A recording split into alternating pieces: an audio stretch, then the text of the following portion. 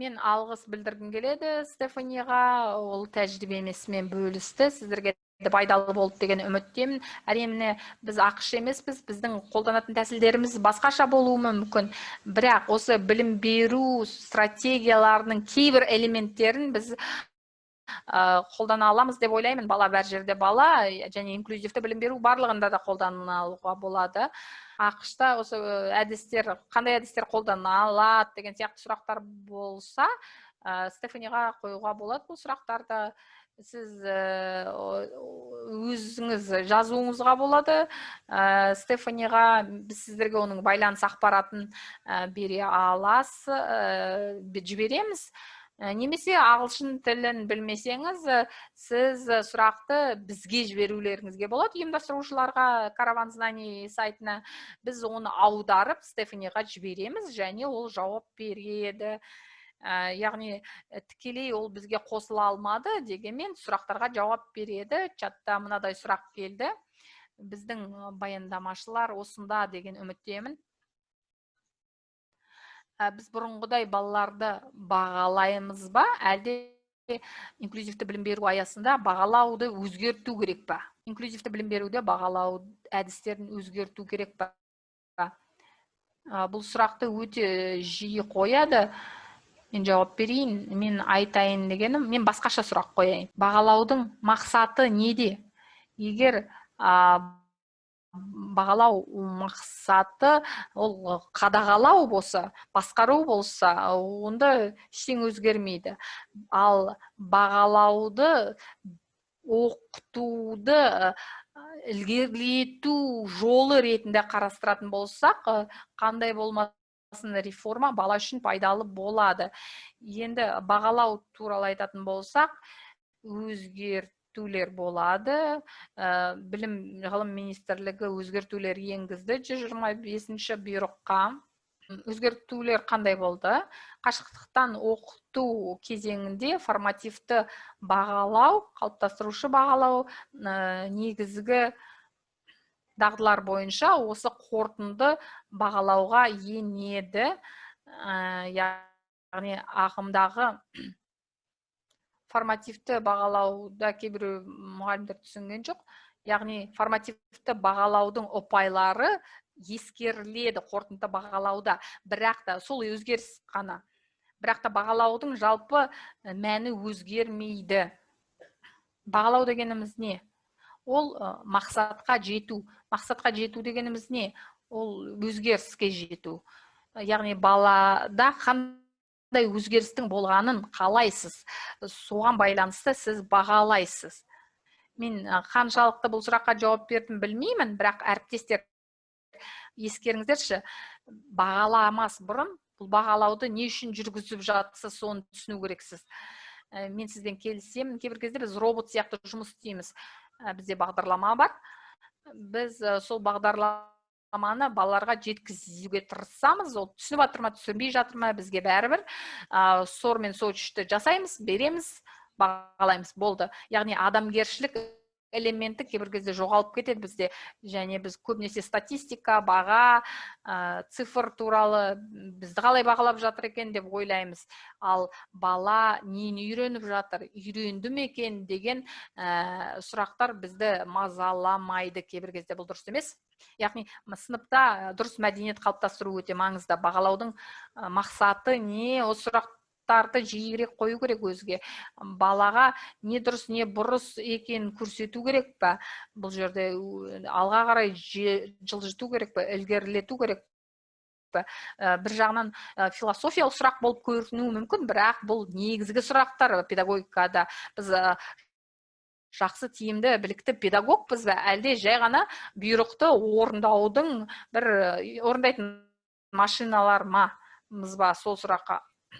Нормативтік база әрине бірақ та жаңартылып жатыр, оны білу керек, оны орындай білу керек.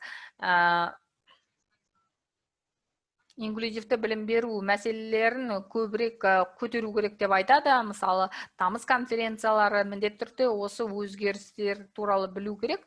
Арнайы платформа жасау керек. Біліммен бөлісу үшін, Салтанат білем, онлайн платформамен жұмыс жасап жатсыздар. сонда осы материалдарды енгізуге болатын шығар, педагогтарға қолдау көрсету бойынша инклюзивті білім беру аясында. Мүмкін караван знаний ұйымдастырушылар осыны жасайтын шығар. Мен бір ұсыныс айтқым келеді бағалау бойынша. Мен мынадай ұсыныс берем. Грузин мектебінің өте жақсы тәжірибесі, Аннапурна оның негізін салушы. Оқу жылының бастапқы 2 аптасында диагностиканы өткізу керек. Диагностиктік тренингтік 2 апта оқу жылының басында. Яғни балалардың деңгейін анықтау керек. Көптеген педагогтар солай жасайды. Біз сол 2 аптаны диагностика жасаймыз.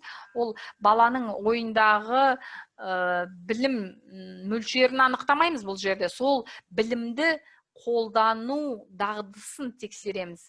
Абстрактілі түрде ойлануды тексереміз. Бүгін біз 10-шы, 9-шы, 11-шы сынып оқушыларымен кездестік. Олар мүлдем жүйесіз, ретсіз ойланады. Олармен сөйлескен кезде, мысалы, мынаны анықтадық. Яғни, мысалы, жаздың көбін карантин үшін ол үйінде емес, басқа жерде өткізген болып шықты. Яғни, тренинг кезінде бағдарламаның аясында сол нәрселерді жасауға болады. Яғни, бағдарлама дегеніміз ол тақырыптар жиынтығы ғой, бірақ та сол тақырыптың өзін жеткізген кезде әртүрлі жолдарды пайдалануға болады. Сол арқылы нені бағалап жатқаныңызды анықтай аласыз. Яғни, сіз баланың бойындағы алға қарай өзгерісті бағалайсыз. Сол программада жазылған талапқа сәйкестікті емес. Сондықтан бағалау бұл жазалау жолы емес, оны үкім ретінде қарастырмауымыз керек, және балаларды олай қарастырмау керек. Бағалау дегеніміз біз қазір қандай деңгейдеміз, келесі деңгей қандай болмақ деген сұрақтарға жауап беру керек. Соңғы сұрақ, тағы да бір сұрақ. Диагнозы әртүрлі балаларды топтастыру керек па? Сыныпта немесе диагнозы бірдей балаларды бір топқа топтастыру керек па? Яғни бір сыныпта болған кезде. Спикерлер. Менің білуімше, оған арнайы әдістер бар осы мәселе бойынша. Мен осы сыныптарға қарайтын болсақ, 1800 бала бар бастауыш мектепте, 2000 бала орта мектепте. Онда ешқандай схема істемейді деп ойлаймын. Өйткені бала белгілі бір ортаға түскен кезде, оның арнайы қажеттілігі болса да, бірінші педагог тұлғасына қарайды. Яғни, ол баланы солған дайын педагогқа береді.